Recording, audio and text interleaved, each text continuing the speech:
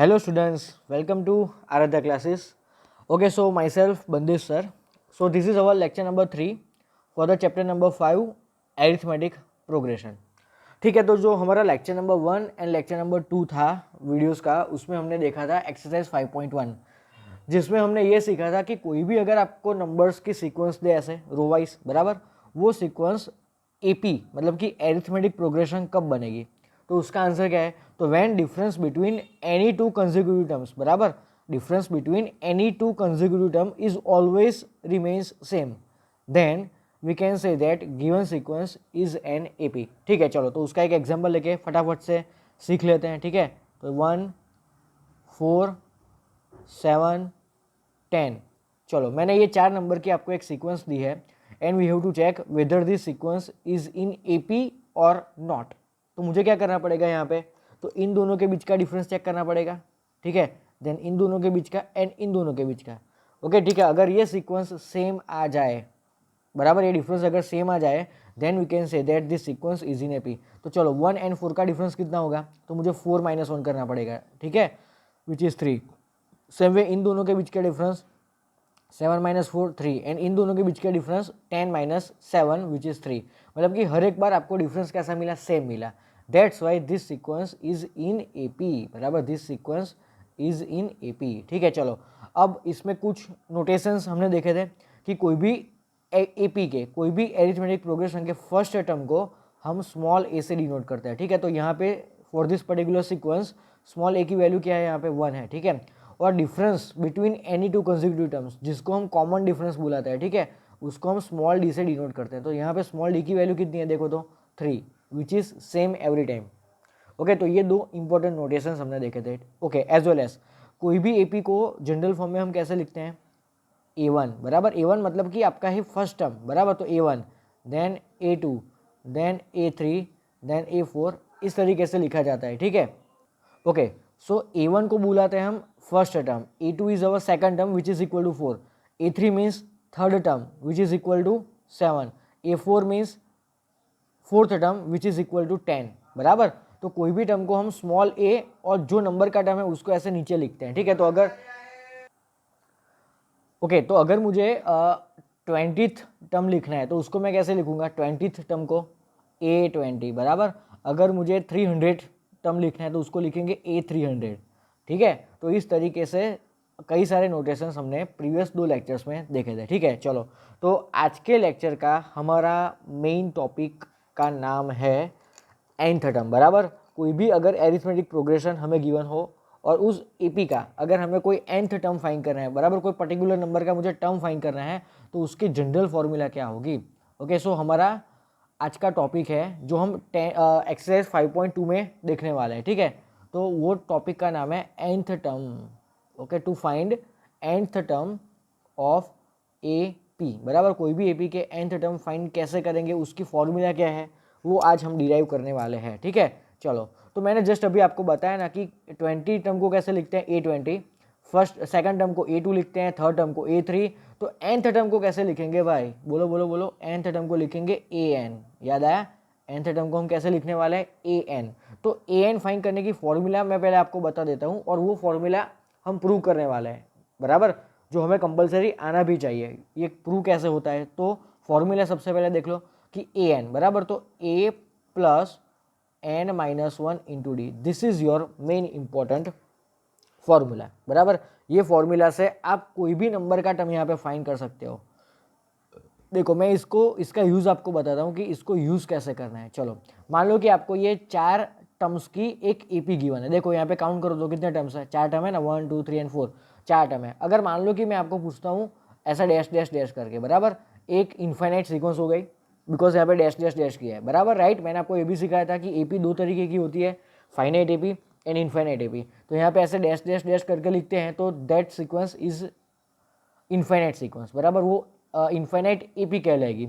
तो अगर ये इन्फाइनाइट एपी का मान लो कि मुझे 15th टर्म फाइंड करना है, बराबर, फर्स्ट टर्म पे 1 बैठा है, सेकंड टर्म पे 4th बैठा है, थर्ड टर्म पे 7 बैठा है, फोर्थ टर्म पे 10 बैठा है। तो अगर मुझे इसका 15th टर्म फाइंड करना होगा, मतलब कि मुझे अगर A15 फाइंड करना है तो मैं कैसे करूँगा, तो उसके लिए मेरे पास एक जनरल फॉर्मूला है। जिसमें ए एन का मीनिंग क्या होता है, तो आपका particular nth term, A N का मतलब क्या होता है, आपका पर्टिकुलर nth टर्म। तो अगर मुझे 15th टर्म फाइंड करना होगा तो सोचो एन के प्लेस में व्हाट आई विल पुट 15, बराबर, एन के प्लेस में आई विल पुट 15। ओके चलो दूसरी चीज़, यहाँ पे ए कौन है 1, जिसको मैं यहाँ पे रखूंगा। सेम वे डी कौन है यहाँ पे 3, तो मैं 3 को यहाँ पे रखूंगा and in place of N I will put 15, तो मुझे ये आंसर मिल जाएगा। ओके सो ए 15, तो ए 15 मतलब कि एन, इन दोनों को कंपेयर करो तो आपको एन की वैल्यू क्या दिख रही है 15, बराबर। तो ए तो ऑलरेडी आपके पास में 1 अवेलेबल है, तो 1 यहाँ पे रखो प्लस n-1। अब n क्या है आपका, देखो तो n के प्लेस में आपने क्या रखा 15, सो ये हो जाएगा 15 - 1 और d क्या है आपका 3। ओके तो चलो इसको सॉल्व करो तो 1 प्लस ये हो जाएगा 14, राइट, 15 - 1 इज 14, तो 14 3 से कितना होगा 42, बराबर, 42 + 1 दैट इज 43, मतलब कि आपका 15th टर्म कौन होगा 43 होगा। इसका मतलब क्या, ये आपका first, second term, third term, fourth term, ऐसे अप टू आगे जाके आपको कोई 15वां टर्म मिलेगा, उस पर कौन बैठा होगा, जैसे यहाँ पे 10 बैठा है, यहाँ पे 7 बैठा है, सेम 15th टर्म में कौन बैठा होगा, तो 43 बैठा होगा। ये अपना काम है यहाँ पे सॉल्व करना। तो ये फॉर्मूला आई कैसे, a n is equal to a plus n minus 1 into d, अब वो हम डिराइव करने जा रहे हैं, तो यहाँ पे एकदम कॉन्सेंट्रेशन रखना, ठीक है। चलो स्टूडेंट्स, तो यहाँ पे उसका डेरिवेशन देखते हैं, ठीक है, डेरिवेशन की फॉर्मूला कैसे आया। चलो फिर से ऊपर वाली ही सीक्वेंस में यहाँ पे कॉपी करता हूँ, ठीक है, 1 4 7 एंड 10, 1 4 7 एंड 10, ये सीक्वेंस मैंने यहाँ पे कॉपी की, ठीक है। चलो मुझे यहाँ पे मालूम है कि my first term is equal to A and I know that difference between any two consecutive term is यहाँ पे 3, ठीक है। चलो अब मान लो कि मुझे यहाँ पे 7 गिवन नहीं है, 10 भी गिवन नहीं है, और मुझे सिर्फ 2 ही टर्म्स गिवन है, और मुझे इसका थर्ड टर्म फाइंड करना है, तो वो भी हमें आता है, वो भी मैंने आपको एक्सरसाइज 5.1 में सिखाया है कि अगर मुझे 2 टर्म्स गिवन हो, मतलब कि मुझे फर्स्ट टर्म गिवन है और इन दोनों के बीच का अगर डिफरेंस भी गिवन है, तो अगर मुझे थर्ड टर्म फाइंड करना है तो मैं क्या करता हूँ, थर्ड टर्म फाइंड करने के लिए ये जो 4 है ना, उसमें ये डिफरेंस 3 ऐड कर दूंगा, तो देखो तो 4 + 3 7 मिल जाएगा, चलो मिल गया। अब अगर मुझे 7 के बाद का फोर्थ टर्म फाइंड करना होगा तो मैं 7 में 3 ऐड करूंगा, मतलब कि मुझे 10 मिलेगा। तो यहाँ पे रूल क्या सीखा था हमने कि मुझे जो भी नंबर का टर्म फाइंड करना होगा उसके आगे के टर्म में डिफरेंस ऐड करो, मतलब कि अगर मुझे थर्ड टर्म चाहिए तो 4 में 3 ऐड करो तो 7 मिल जाएगा। चलो अगर मुझे फोर्थ टर्म चाहिए, बराबर, तो फोर्थ टर्म के लिए मुझे उसके आगे 7 है उसमें 3 ऐड करना पड़ेगा तो 10 मिल जाएगा, बराबर। तो यहाँ पे जनरल चीज़ क्या है, एक जनरल सी बात क्या है यहाँ पे, तो मुझे जो भी कोई टर्म चाहिए, बराबर, मुझे जो भी कोई टर्म फाइंड करना है उसके आगे के टर्म में डिफरेंस ऐड कर दो। तो ये एक फर्स्ट नंबर की मेथड है, बराबर, कि अगर मुझे कोई पर्टिकुलर टर्म फाइंड करना है तो उसके के आगे के टर्म में आप डिफरेंस ऐड कर दो तो आपको वो टर्म मिल जाएगा। This is your first method, ये काम करने की, कोई पर्टिकुलर नंबर का टर्म फाइंड करने की ये फर्स्ट मेथड है जो अभी तक हमने यूज़ करके 5.1 के कई सारे क्वेश्चंस सॉल्व किए थे, ठीक है। चलो अब बारी है यहाँ पे दूसरी मेथड सीखने की, जिसका यूज़ करके हम ये फॉर्मूला डिराइव करने वाले हैं। तो ध्यान से यहाँ पे एक मस्त चीज़ देखना, ठीक है, क्या, तो अगर ये क्या है, ये क्या है basically 1 which is our first term, तो उसको लिखेंगे ए। अगर ये फर्स्ट टर्म में अगर मैं डिफरेंस ऐड करता हूँ तो मुझे 1 + 3 = 4 मिलेगा, बराबर, मतलब कि मुझे अगर सेकंड नंबर का टर्म फाइंड करना है तो मुझे फर्स्ट टर्म में डिफरेंस ऐड करना पड़ेगा। तो फर्स्ट टर्म कौन है अपना ए, जिसमें मुझे डिफरेंस ऐड करना है, तो मुझे क्या मिलेगा सेकंड टर्म, मतलब कि मैं इसको एक जनरलाइज फॉर्म में लिखता हूँ, बराबर, this is our generalise form, okay, general form of AP, general form of any AP, बराबर। एपी को जनरल फॉर्म में कैसे लिखा जाता है, तो कोई भी फर्स्ट टर्म को हम ए से डिनोट करते हैं, ठीक है। अगर उसी फर्स्ट टर्म में अगर मैं डिफरेंस ऐड करता हूँ तो मुझे सेकंड टर्म मिलेगा, ठीक है। अब 7 फाइंड करने के लिए जस्ट पहली मेथड में हमने क्या किया था, तो ये 7 which is our third term, right, ध्यान से सुनना, 7 इज़ अवर थर्ड टर्म, जिसको फाइंड करने के लिए मैं सेकंड टर्म में डिफरेंस ऐड करता हूँ, राइट, 4 + 3 = क्या हो जाएगा 7। लेकिन दूसरी मेथड क्या है, तो अगर ये फर्स्ट टर्म को मैं पकड़ के रखूँ तो फर्स्ट टर्म में डिफरेंस का डबल ऐड करो। अब डिफरेंस का डबल कितना होगा, तो 3 का डबल कितना होगा 6, 6 में अगर ये फर्स्ट टर्म 1 ऐड करता हूँ तो भी मुझे 7 मिलेगा। देखो दो बात है यहाँ पे, बराबर, 4 में 3 ऐड करो तो भी आपको 7 मिलेगा, मतलब कि जो टर्म चाहिए उसके पहले के टर्म में डिफरेंस ऐड करो तो भी 7 मिलेगा। या तो सेकंड मेथड कौन है, ये जो फर्स्ट टर्म है उसमें आपको डिफरेंस का डबल ऐड करना है, तो डिफरेंस का डबल कितना होगा, तो 3 का डबल 6 और 6 में ये 1 ऐड कर दो। तो मैंने ये जो फर्स्ट टर्म था उसमें डिफरेंस का डबल, डिफरेंस के डबल को 2D लिखेंगे, हाँ देखो तो 3 डी कितना है 3, तो 3 2 6, 6 + 1 7, तो थर्ड टर्म मिला। तो ये थर्ड टर्म फाइंड करने के लिए फॉर्मूला है। तो यहाँ पे आपको क्या समझ में पता है कि थर्ड टर्म फाइंड करने के लिए मुझे डिफरेंस का डबल करना पड़ेगा और उसमें फर्स्ट टर्म ऐड करना पड़ेगा, ठीक है। सेम वे 10 मतलब कि ये जो आपका फोर्थ टर्म है वो फाइंड करने की भी 2 मेथड है, जिसके लिए उसके आगे का जो थर्ड टर्म है मतलब कि 7, उसमें आप डिफरेंस ऐड करो तो 10 मिल जाएगा। या तो सेकंड मेथड कौन है, तो ये जो आपका फर्स्ट टर्म है ना 1, उसमें आपको डिफरेंस का ट्रिपल ऐड करना है। पहले क्या किया था, इसके लिए डिफरेंस का डबल, अब आगे गए तो इसका ट्रिपल ऐड करना है। तो 3 का ट्रिपल कितना होगा, 3 3 ज़ा 9, और 9 में 1 ऐड करोगे तो 10 मिलेगा। मतलब कि मुझे 1 में क्या ऐड करना है, तो डिफरेंस का ट्रिपल, तो उसको लिखेंगे 3D। तो इस तरीके से आप आगे फर्दर जा सकते हो। तो आपको यहाँ पे कॉमन सी पैटर्न क्या दिख रही है, ठीक है। तो ध्यान से देखो, अगर मुझे सेकंड टर्म चाहिए तो मुझे उससे एक कम डी मल्टीप्लाई करना पड़ेगा, ठीक है। अगर मुझे थर्ड टर्म चाहिए तो मुझे 2D करना पड़ेगा। अगर मुझे फोर्थ टर्म चाहिए तो मुझे 3D करना पड़ेगा। मतलब कि आपको जो भी कोई नंबर का टर्म चाहिए उसको उसमें से एक छोटे आपको डी से मल्टीप्लाई करना है, बराबर। ये आपका फोर्थ टर्म है, जिसके लिए फोर्थ टर्म फाइंड करने के लिए आपको 4 से एक कौन होता है 3, तो 3D करना पड़ेगा।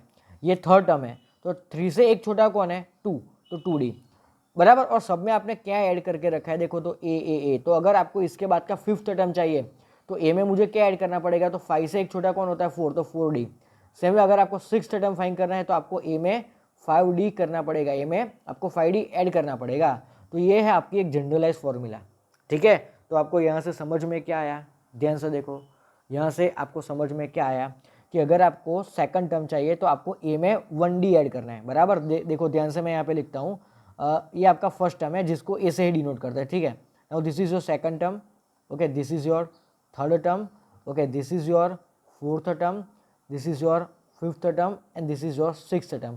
अब ये सेकंड से लेके सिक्स्थ टर्म में आपको एक कॉमन सी पैटर्न क्या दिख रही है, तो सब में आपने ए तो ऐड किया ही है, सब में आपने ए तो ऐड किया ही है, लेकिन डी के साथ में क्या मल्टीप्लाई कर रहे हैं वो किसके ऊपर डिपेंड है, तो आप कौन से नंबर का टर्म फाइंड कर रहे हो ना उसके ऊपर डिपेंड है। अगर आप थर्ड नंबर का टर्म फाइंड कर रहे हो तो थर्ड से 3 से एक छोटा कौन होता है 2, तो आपको डी से 2 मल्टीप्लाई करना है, ठीक है। चलो आप अगर फोर्थ नंबर का टर्म फाइंड कर रहे हो तो 4 से एक कम कौन होता है 3, तो डी को 3 से मल्टीप्लाई करो। सेम वे अगर फिफ्थ टर्म फाइंड करते हो तो उससे एक छोटा कौन होता है 4, तो डी को 4 से मल्टीप्लाई करना है। सेम वे तो यहाँ पे सोचो, अगर मुझे nth नंबर का टर्म फाइंड करना है तो a में क्या ऐड करना है, तो n से एक छोटा कौन होता है n-1, उसको d से मल्टीप्लाई कर दो, ये आ गई आपकी फॉर्मूला।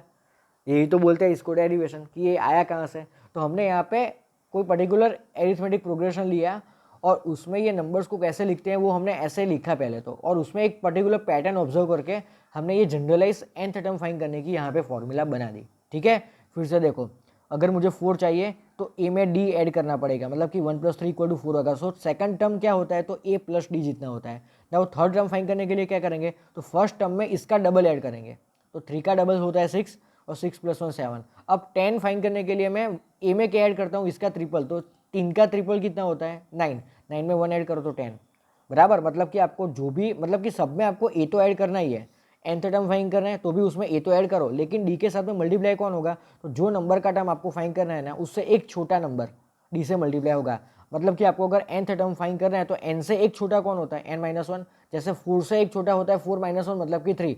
अगर 10 से एक छोटा कौन होता है 9, बराबर। तो n से एक छोटा कौन होगा n-1, that will multiply with d। तो ये एक आपको general particular nth term find करने की यहाँ पे फॉर्मूला मिली, ओके। तो मैंने यहाँ पे क्या बोला था कि अगर मुझे ये पर्टिकुलर सीक्वेंस का 15th टर्म चाहिए तो मुझे n के प्लेस में 15 रखना पड़ेगा इस पर्टिकुलर फॉर्मूला में।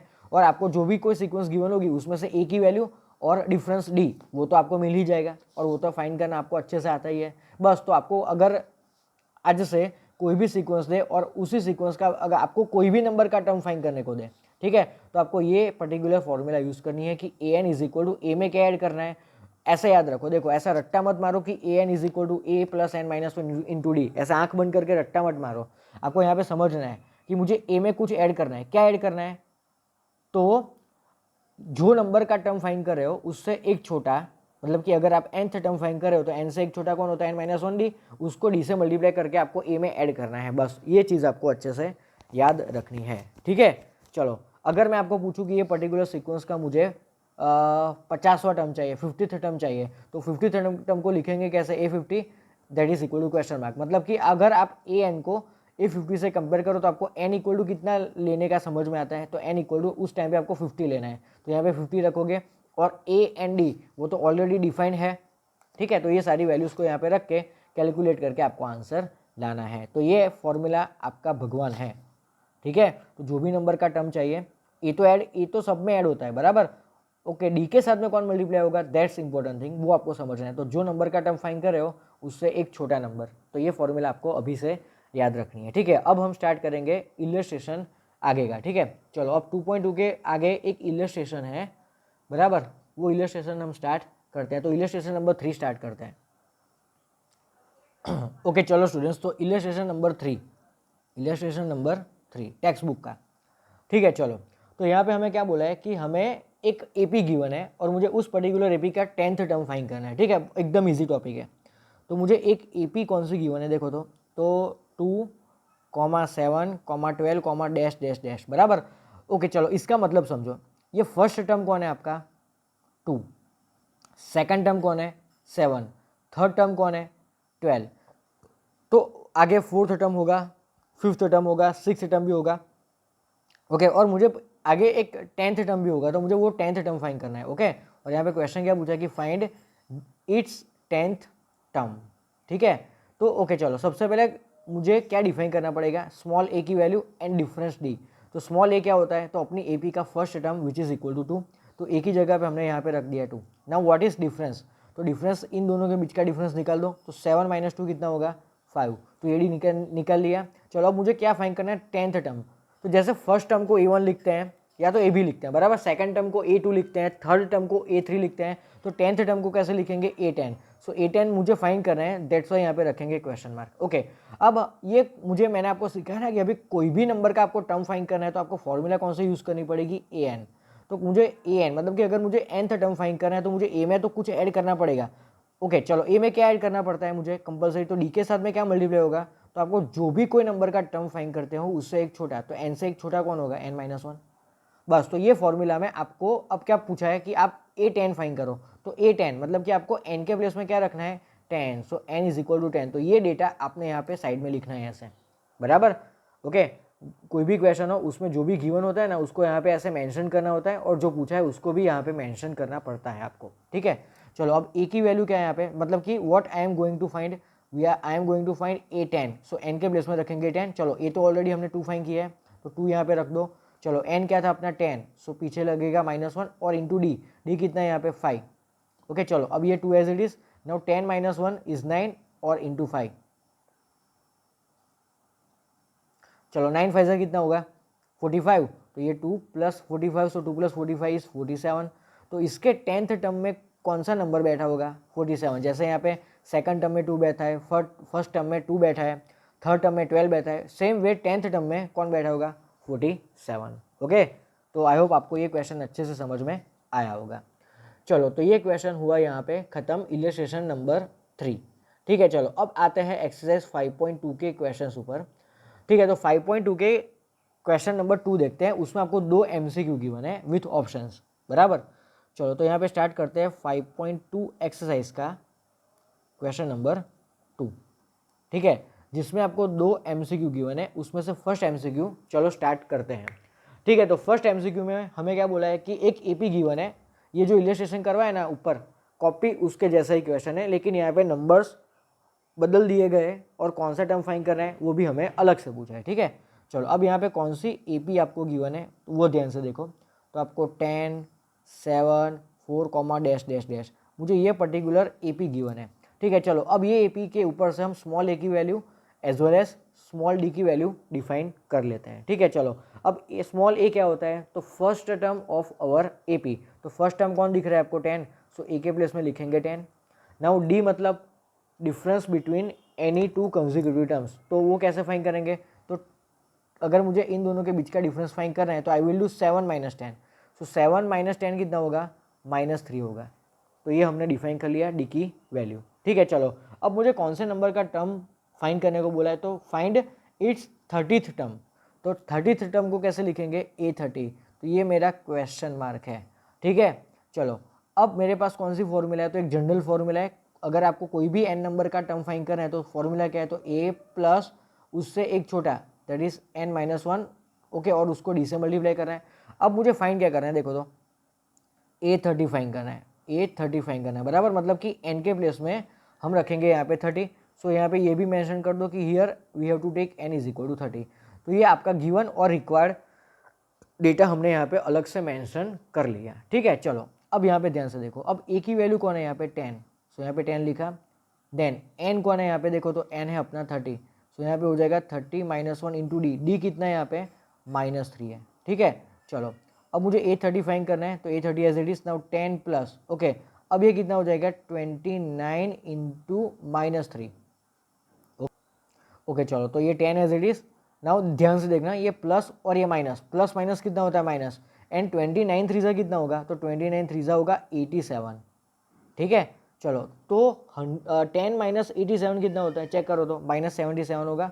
तो ये आ गया आपका आंसर, मतलब कि आपको 30th टर्म कितना मिला, -77 मिला। अब इसको आंसर को थोड़ा समझो कि ये कहना क्या चाहते हैं। तो जैसे यहाँ पे फर्स्ट टर्म में 10 बैठा है, सेकंड टर्म में 7 बैठा है, थर्ड टर्म में 4th बैठा है, सेम वे आपका आगे एक 30th नंबर का टर्म आएगा, उसमें कौन बैठा होगा, -77 बैठा होगा, ठीक है। और यहाँ पे आपको ऑप्शन भी गिवन थे, फर्स्ट ऑप्शन था 97, सेकंड ऑप्शन था 77, थर्ड ऑप्शन था -77।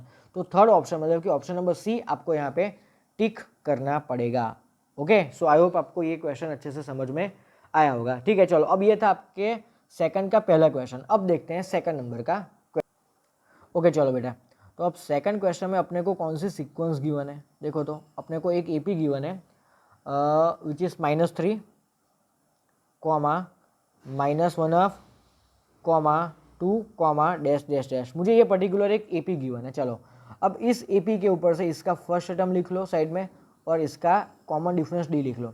चलो अब इसका फर्स्ट टर्म कौन है यहाँ पे, देखो तो -3, तो -3 लिख लिया। अब मुझे डिफरेंस चाहिए, तो अगर मुझे इन दोनों के बीच का डिफरेंस चाहिए तो मुझे ये -1/2 में से -3 को सब्सट्रैक्ट करना पड़ेगा। तो ये कैलकुलेशन ध्यान से देखो, मुझे -1/2 में से क्या सब्सट्रैक्ट करना है, तो ये पहला टर्म -3, ओके। अब ये -1/2 as it is, -1/2 as it is. Now minus minus हो जाएगा प्लस, और पीछे है 3, ओके। अब ये 3 को 2 से मल्टीप्लाई करो, तो ये -1 एज इट इज़, ये plus as it is, and 3 2 ज़ा 6 एंड होल डिवाइड बाई 2, तो ये 6 - 1 कितना होगा 5। सो ये डिफरेंस आपका आ गया 5/2, ठीक है। तो ये डिफरेंस आपने यहाँ पे ले लिया, ओके। अब मुझे क्या फाइंड करना है यहाँ पे, तो इस पर्टिकुलर सीक्वेंस का मुझे 11th टर्म फाइंड करना है। तो 11th टर्म को कैसे लिखेंगे, A11, तो A11 is equal to question mark, ठीक है। चलो अब मुझे एक जनरल फॉर्मूला तो मालूम है कि मुझे अगर कोई भी n नंबर के टर्म का फाइंड करना है, जैसे यहाँ पे मुझे A11 फाइंड करना है, तो हम कौन सी फॉर्मूला यूज़ करेंगे, तो a plus n-1 into D, we will use this formula, ठीक है। चलो तो मुझे यहाँ पे क्या चाहिए, A11। सो A11 मतलब कि A11 अगर मुझे फाइंड करना है तो मुझे n के प्लेस में क्या रखना पड़ेगा, 11 रखना पड़ेगा। तो ये 11 हमने यहाँ पे रख दिया। तो मुझे A11 फाइंड करना है, तो A कितना है आपका, देखो तो यहाँ पे A इज इक्वल टू -3, तो A इज इक्वल टू -3 यहाँ पे रखा। देन n के प्लेस में मुझे क्या रखना है, 11 -1, और D कितना है आपका 5/2, क्लियर ये चीज़। चलो तो मुझे A11 को एज इट इज रखना पड़ेगा। अब ये -3 एज इट इज प्लस, अब 11 - 1 कितना हो जाएगा 10, और उसके साथ में क्या मल्टीप्लाइड है, तो ये 5/2। तो अब ध्यान से देखो ये कैलकुलेशन, तो ये 2 5 से 10 हो जाएगा। सो बचा क्या 5 इंटू 5, सो ये -3 as it is plus 5 into 5 कितना होगा 25। So 25 -3 is 22।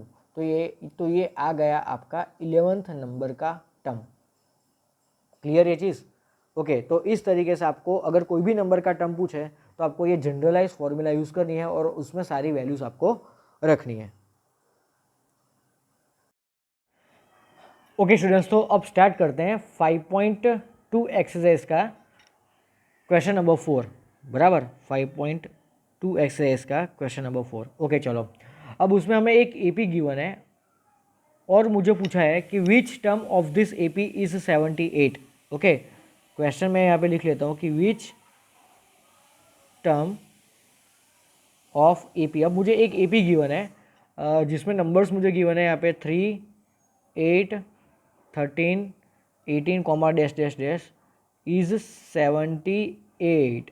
अब अभी तक हम जो जिस टाइप के क्वेश्चंस करते आ रहे थे ना, उससे टोटली उल्टा क्वेश्चन है ये। उल्टा मतलब कैसा, अभी तक हमें क्या पूछा था कि ये पर्टिकुलर एक सीक्वेंस है, ये पर्टिकुलर एक एपी है, बराबर, उसका 20th टर्म फाइंड करो, 30th टर्म फाइंड करो, ऐसा कोई पर्टिकुलर नंबर का टर्म पूछते थे। अब क्या पूछा है कि विच टर्म, कौन से नंबर का टर्म ये होगा। अभी तक उल्टा पूछते थे क्या, मान लो कि 20th टर्म आया जो 78 आया, तो अब हमें उल्टा पूछा है, बराबर, कि 78 कौन से नंबर का टर्म होगा। तो फॉर्मूला तो हमें एक ही यूज़ करनी है भाई, कौन सी फॉर्मूला, an वाली। लेकिन यहाँ पे ये क्या होगा बेसिकली, तो विच टर्म, बराबर, कौन से नंबर का टर्म 78 बैठा होगा। जैसे कि ये फर्स्ट टर्म है, ये सेकंड टर्म है, ये थर्ड टर्म है, ये फोर्थ है, वैसे कौन से नंबर के टर्म में ये 78 यहाँ पे लिखा हुआ होगा वो पूछते हैं। तो मैं सबसे पहले तो लेट करूँगा कि लेट nth टर्म, बराबर, हमें पता नहीं है कि कौन से नंबर का टर्म में 78 बैठा होगा, तो मैं सपोज करता हूँ कि लेट nth टर्म इज 78, बराबर। तो वैसे पहले तो आपको लेट करना पड़ेगा। अब nth टर्म को कैसे लिखेंगे, an लिखेंगे, यस। तो an इज इक्वल टू क्या हुआ यहाँ पे, तो an इज इक्वल टू 78 हुआ। तो यहाँ से आपको ये चीज़ मिली। चलो अब सबसे पहले हम करें क्या फाइंड करेंगे, तो a और d की वैल्यू फाइंड करेंगे सबसे पहले यहाँ। ओके, तो यहाँ पे हम सपोज करते हैं कि let nth term is equal to 78। चलो अब यहाँ से आप निकालो स्मॉल a की वैल्यू। तो यहाँ पे फर्स्ट टर्म कौन है आपका, 3। ओके, नाउ डिफरेंस, अब इन दोनों के बीच का डिफरेंस क्या होगा, तो 8 - 3 विच इज़ इक्वल टू 5। तो ये निकाल लिया हमने a और d की value. Now we will use nth term वाली फॉर्मूला। तो an इज इक्वल टू क्या होता है, तो n में हमें क्या ऐड करना होगा, a में, तो n से एक छोटा n-1 इंटू डी। चलो अब an खुद कितना है देखो तो 78। अब यहाँ पे खुद an मालूम है, अब n तो मालूम नहीं है ना, तो n तो ही मुझे फाइंड करना है कि कौन से नंबर का term, 5th term, 6th term, और वही तो होता है आपका n, बराबर। तो मुझे यहाँ पे फाइंड करना है n। तो मैं यहाँ पे लिखूंगा कि n is equal to question mark. तो चलो a क्या होता है आपका 3 प्लस n तो मुझे फाइंड करना है, so put it as it is. Now d कितना है यहाँ पे आपका 5 है, तो 5 यहाँ पे मैंने लिखा। अब इसको सॉल्व करके, ये टर्म को सॉल्व करके मुझे n की वैल्यू फाइंड करनी है। तो कैसे करेंगे, ध्यान से देखो, ये 3 प्लस के आगे लिखा है, सो ये लेफ्ट हैंड साइड में जाएगा तो माइनस होगा, तो यहाँ पे हो जाएगा 78 - 3 दैट इज इक्वल टू, बचा क्या है यहाँ पे, तो ये n-1 इंटू 5। ठीक है, चलो नाउ 78 - 3 कितना होगा, 75। So 75 is equal to n-1 into 5। अब ये 5 इसके साथ में मल्टीप्लाइड है, तो इसके नीचे जाएगा, तो ये हो जाएगा 75/5 and that is equal to n-1। तो चलो यहाँ पे वापस आओ, यहाँ पे तो 75/5 कितना होता है, 15 होता है ना, तो 15 इज इक्वल टू n-1। तो ये -1 को लेफ्ट हैंड साइड में ट्रांसफर करो, सो n इज इक्वल टू 15 + 1 हो जाएगा 16। तो ये n की वैल्यू हमें यहाँ पे मिली। मतलब क्या इसका, ये n इक्वल टू 16 का मतलब क्या, तो यहाँ पे अगर आप 16 रखो चलो n के प्लेस में, तो क्या इसको रीड करेंगे, a16 इज इक्वल टू 17। अब a16 का मतलब क्या होता है कि आपका 16th टर्म 78 होगा। तो वही तो मुझे फाइंड करना था कि कौन से नंबर का टर्म, कौन से नंबर का, नंबर मतलब n, तो मुझे n ही तो फाइंड करना है। तो n को तो एज इट इज लिखना है थ्रू आउट द क्वेश्चन, बराबर, थ्रू आउट द सॉल्यूशन। तो an की वैल्यू मुझे मालूम है 78। तो हमें जब भी ऐसा उल्टा पूछा कि कौन से नंबर का टर्म ये है, तो हमें उसको nth नंबर का टर्म है ऐसा सपोज करना है कि मान लो कि 78 इज योर nth टर्म, बराबर। तो an इज इक्वल टू 78 हो जाएगा, और मुझे कौन से नंबर का, मतलब कि मुझे नंबर n फाइंड करना है। ठीक है, तो ये फॉर्मूला में आपको n को एज इट इज अननोन रखना है। तो ये हुआ आपका क्वेश्चन सॉल्व। ओके स्टूडेंट्स, चलो तो अब सॉल्व करते हैं आपका टेक्स्ट बुक का इलस्ट्रेशन नंबर 4। ओके, इसको शांति से समझना है, इसमें 2 क्वेश्चन आपको पूछे हैं।